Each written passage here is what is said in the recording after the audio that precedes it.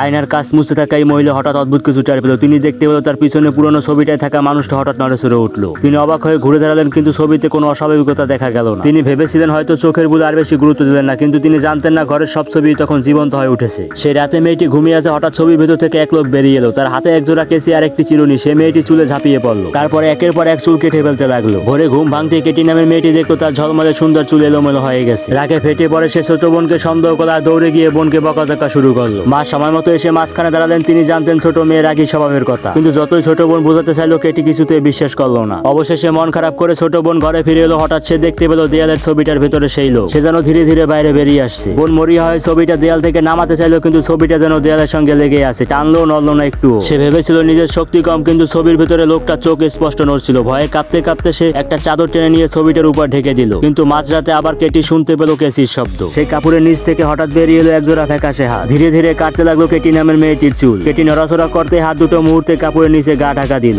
আদৌ ঘুমে চমকে উঠে কেটি দেখলো চুলের গোছা আবারও কাটা গেছে। সে আবারও ভেবেছে এটা নিশ্চয়ই বোনের দুষ্টমি, কিন্তু বাইরে তাকিয়ে তার মনে হলো এটা ঠিক মিলছে না। রাত গভীর, পুরো করিডোর ঘন অন্ধকারে ঢাকা, বোনের পক্ষে আসা সম্ভব না। তাহলে কি তার ঘরে সত্যি কেউ আছে? তো বন্ধুরা, এরপরে মেয়েটির সাথে কি হয়েছিল তা দেখার জন্য কমেন্ট বক্সে পার্ট 2 লিখে দিন।